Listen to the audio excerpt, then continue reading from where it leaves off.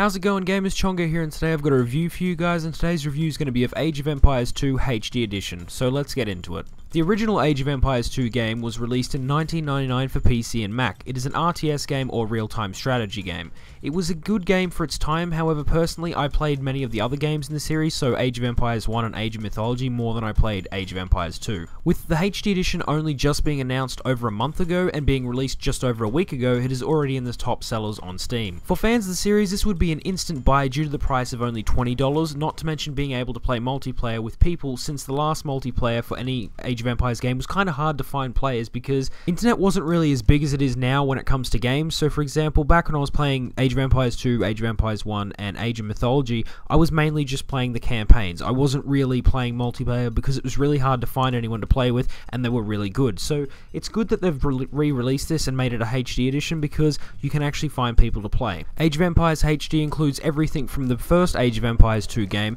but it also brings a map editor, so this brings new life to the game, and it is also in HD. And while playing the game, if you have played the previous Age of Empires game, you can definitely see that the HD is a good thing. The only problem is the game suffers from frame rate issues from time to time. I personally run dual monitors, and I found a problem trying to play Age of Empires in one and have my second monitor even if it wasn't really doing anything, so I had to go in my settings and just play on the one monitor. I also had to change some in-game settings to make the game pretty much faster, so it's kind of hard at the start to try and improve your frame rate, but if you go in and look at these options, you can try and improve it. So as I said before, Age of Empires 2 HD Edition does include all the old campaigns as well as even some of the expansion campaigns, so you can go through and play them. However, me personally, I was drawn to the multiplayer because for the most part when I did play Age of Empires games, it was just doing the campaigns, it wasn't against actual players. On the main menu, it also has an option that says Learn to Play. Clicking this will bring up a little bunch of tutorials, which I think is really awesome because it seems nowadays games try to just make a tutorial mission, whereas this one's got a whole separate list of missions to do. So for example, if you're good at one thing and not at another, you can look at it and basically improve your playstyle.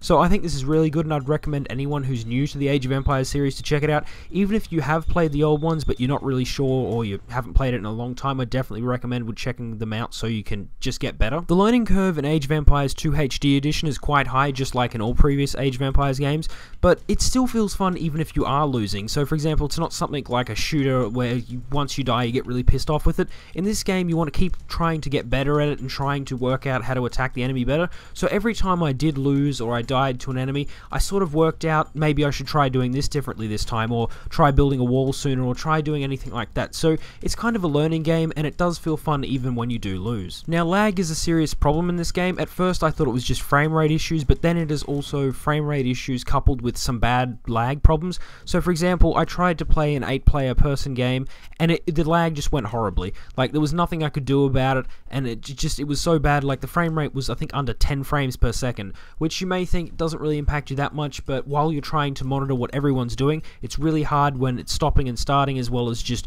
villagers walking really slow. So it would be good if they released an update to fix these issues. However, I found if you get a good host and you try to keep your matches to probably below about 4 people, so like 4 people tops, you won't really notice many of these frame rate or lag issues. Now the most fun I've had in this game is when you get a bunch of friends together and you do like a 2v2 amongst each other or something like that, and basically see who can win the whole game. However, it can be quite hard if you've got a friend who's really good at it, but then they can sort of help you along the way and teach you how to play better. So it is really fun to go and get a bunch of friends and play this. And you can still play campaign and do all that kind of stuff if you're a bit new and want to pick it up, but I can see the majority of people who pick up this game are going to be heading straight for multiplayer. You'll be able to have hours of fun in this game if you're an old fan, or even if you're just a fan of RTS games but haven't played any in the Age of Empires series. I would recommend this game to anyone who's played the old games but was unable to play multiplayer due to bad internet or dead multiplayer, or anyone who's just looking for a nostalgia feeling.